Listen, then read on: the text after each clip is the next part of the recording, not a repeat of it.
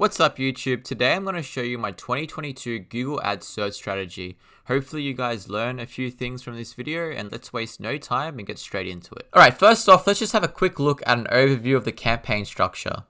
In our campaign, we're going to run two different ad groups, and within those ad groups, we are going to run the exact same keywords. The only difference is one ad group is going to run those keywords as broad match, and the other ad group is going to run those keywords as exact match.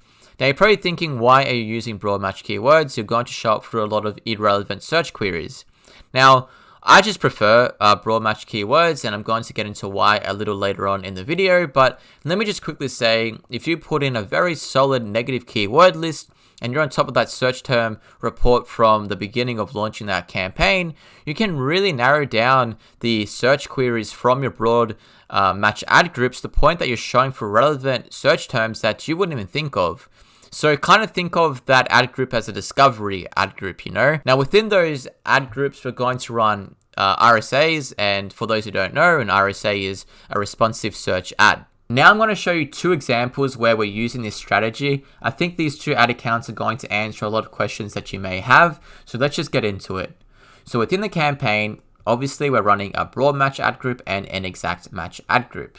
Now, when you launch this campaign, you want to make sure that you add the exact keywords as negatives within the broad ad group. This is to ensure that each ad group is serving its purpose. We only want the exact ad group to show for keywords that are important and keywords that we know convert. And then we want the broad match ad group to only show for new relevant search terms that we didn't even think of, right? So like I said before, it's there to act as a discovery ad group to show for new search terms and to find new search terms that may end up being a high converting keyword, right? So by adding the exact variant as a negative in the broad match ad group, this makes sure that the broad match ad group only shows for new keywords, and also it ensures that both ad groups aren't competing against each other, right? Because there is a chance that the broad match ad group or the broad match keyword potentially could show for the exact variant, and we don't want that. We don't want our keywords to compete, right? So that's why it's important to add the exact variant as a negative in the broad match ad group. Now you're probably thinking, hey, if you're just throwing all of your keywords in one ad group, essentially, aren't you going to have poor, ad relevance? Aren't your ads going to have poor ad strength because the keywords aren't that relevant to each other? Now, the truth is, it's dependent on the nature of the keywords, right? So if the keywords have a very similar keyword theme, then just throw them into one ad group because they're pretty relevant to each other. Now what you want to make sure you do, which is going to increase the ad strength and ad relevancy of your ad, is to include a keyword insertion in your ad. Okay, so I'm using Google's example to explain what a keyword insertion is. Essentially, when someone searches up a keyword that you're targeting, such as dark chocolate, Google will go and put that keyword in the headline of your ad. So the prospect's going to be much more likely to click on your ad because what they've searched is in your ad, right? So it's got to increase ad relevancy and it's got to increase CTR. So if you guys aren't using keyword insertions, I strongly encourage you to give it a go because they're great. So I jumped into the second ad account, and the first thing you're going to notice is that I'm running more ad groups. Now the reason why I'm running multiple ad groups is because the keywords aren't completely relevant to each other, right? As you can see, I'm running HR services, HR projects, HR outsourcing, etc. But the ad groups are still following the fundamentals of the strategy. So I've duplicated HR service keywords into a broad match ad group and into an exact match ad group, right? The only reason I've structured it like this is because I've grouped keywords by keyword themes. And the reason why I've done that is because if I just chucked all the keywords into one ad group, then it'd be really messy, and the ads wouldn't have good ad relevancy, and the keywords would have low quality scores, right? So I've had to do this, and I've had to write custom ad copy for each ad group to ensure that the ads are strong, and of course these ads are also going to different landing pages because the ad groups essentially are promoting a different service. So, it's all about assessing the goals and the needs of the ad account. And you might have to, change the strategy and create multiple ad groups if necessary. And honestly, like, I would probably suggest doing this if you are running a lot of keywords. But if it's a smaller account, you're not running many keywords, then the previous variant of the strategy that I showed you in the previous ad account would be fine, right? But it's always so important to write custom ad copy for ad groups to ensure that you have high ad strength and you have high quality scores, because believe me, it makes a significant difference. I just wanted to quickly point your attention to this image. And, quality scores and ad relevancy can be a topic for an entirely different video itself. And, I don't want to get away from the purpose of this video. So, just quickly, I see people use the same ad for all of their ad groups within a campaign, regardless if the keywords within those ad groups are relevant or not, right? And what will happen is this will affect your quality scores significantly, because Google pretty much assesses those keywords and they're like, hang on, these keywords don't really match the ad. Like this isn't good. This doesn't make sense. I'm going to give you a quality score of 1 because the ad relevancy just isn't good, right? And, by improving your quality scores from a 1 to 10, you can decrease CPCs by 50%. I don't think people understand how significant of an impact that can have on your ads, right? You're gonna get cheaper clicks, and when you get cheaper clicks, you're gonna get cheaper conversions, right? So just spend the time and write good ads and write custom ads for each ad group, even if it's going to be tedious, even if it's gonna take some more time. Just do it. Trust me, it's going to pay off. So why do I use broad match types? Well, firstly, what is a broad match type? A broad match type is where your ads may show in searches that are related to your keyword, which can include searches that don't contain the keyword terms. What does that mean? Well, let's use the keyword table as an example, right?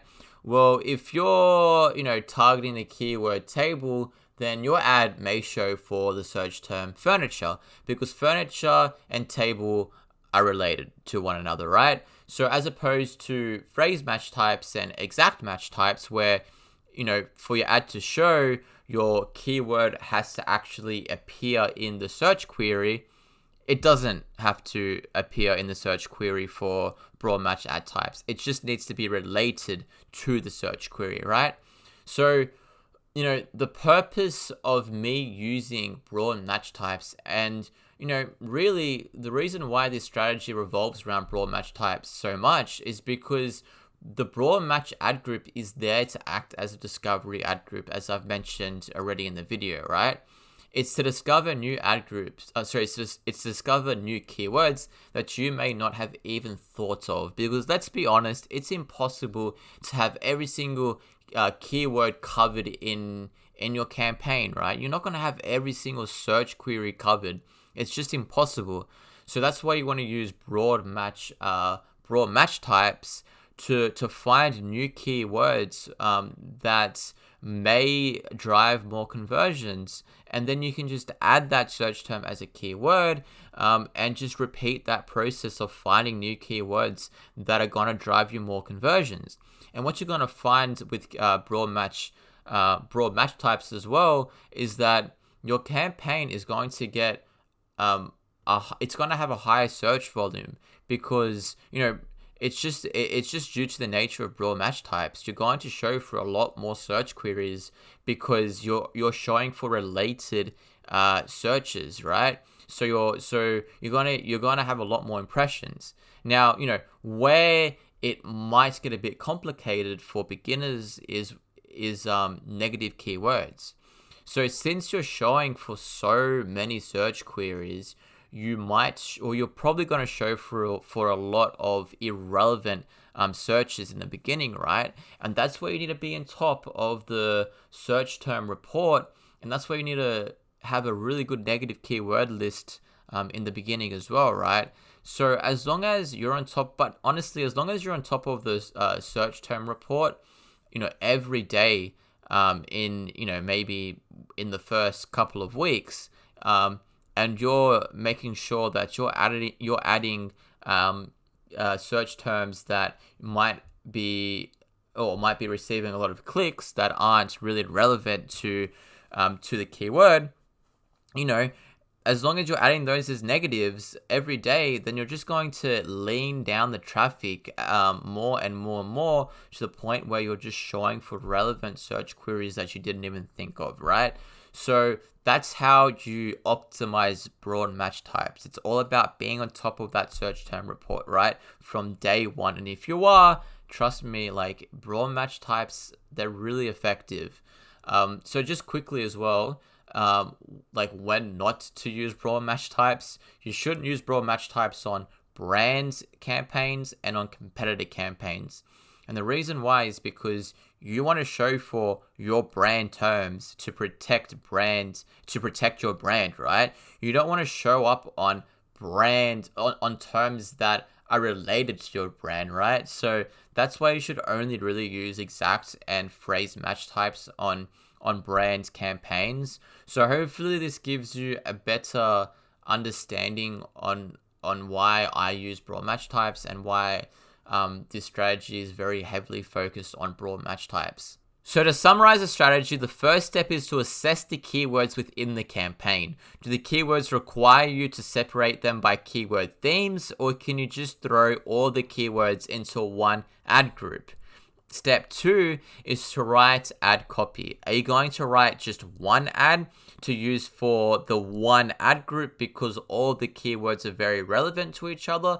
Or are you going to write multiple ads because you're running multiple ad groups, right? Regardless of what you're doing here, make sure you use keyword insertions, because keyword insertions are always going to increase ad relevancy. So use keyword insertions for every ad you write.